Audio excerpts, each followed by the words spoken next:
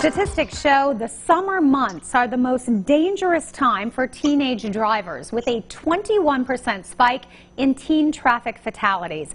With those lives at stake, the National Road Safety Foundation is partnering with Students Against Destructive Decisions to help young drivers make this the safest summer ever. Michelle Anderson with the National Road Safety Foundation joins us this morning with more on this campaign.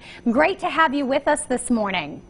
Thank you for having me. Well, certainly with those statistics, I know as parents we sort of cringe when our kids go out there on those highways during these summer months. That's a huge increase.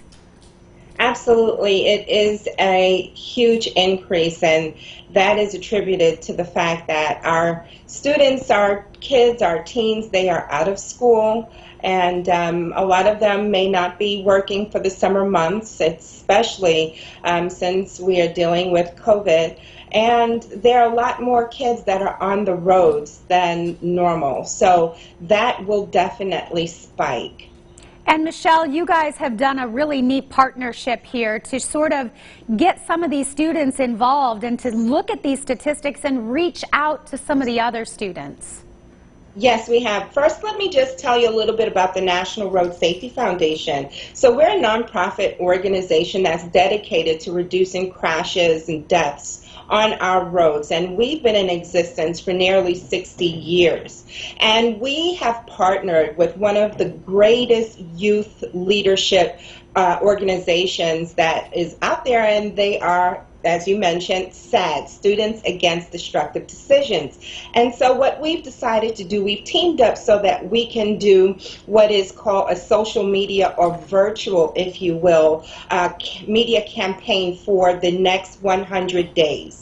We launched this on Memorial Day, and it will end on Labor Day. And that is called the 100 Deadliest Days, where, as you just mentioned, the teen deaths spike by 21%. And so every single day, we're getting some sort of tips, some sort of message out there for teen drivers and their parents on how we can keep our teens safe on the roads. And while we have you with us, can you give our viewers and our teens some of those things and bits of advice for when they are driving and taking that responsibility? It's a huge responsibility for their safety and everyone around them.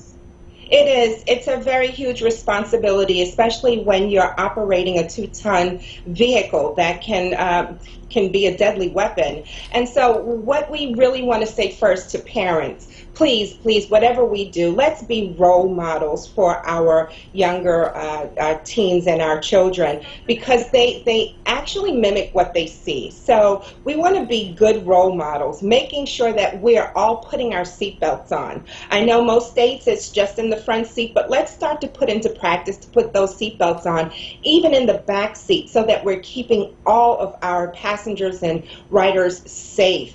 And then we want to make sure as teens and as adults that we're enforcing that they are putting in the practice.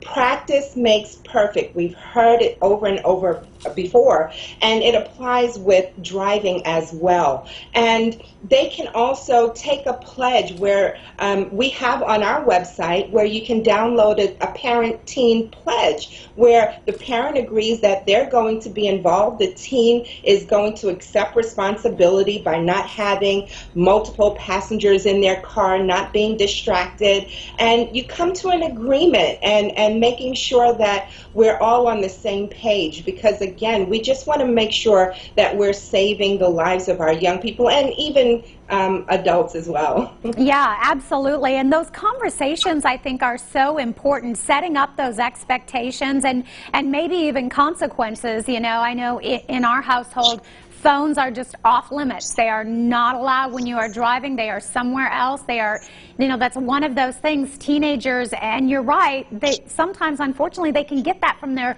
parents. We have to be better role models as well. Absolutely. So we would encourage all drivers, when you get in the car, to put that phone inside of your console, or put it inside of the glove compartment, if they still call it glove compartment.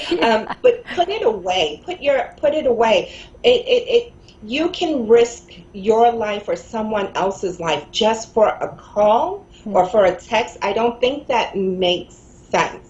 So we want to put those phones away. And when you get to a safe area, then you can power back on, and then you can look at those calls, answer those emails, but making sure that you're in a safe area. But while you are operating that 2-ton vehicle, you have to be focused, eyes on the road, hands on the wheel, and your mind on driving. Certainly some great information. Thank you so much for sharing those tips with us today. Is there a website our viewers can go to for more information? Absolutely. So they can go to our website, which is NRSF, which is the acronym for National Road Safety Foundation.org, or you can go to the SAD website, which is SAD.org. All right. Well, Michelle, thanks so much for what you're doing to keep our drivers safe behind the wheel. Thank you. Thank you for having me. Once again, here are those websites. If you would like more information or would like to sign that pledge that she talked about, you can find it right there online.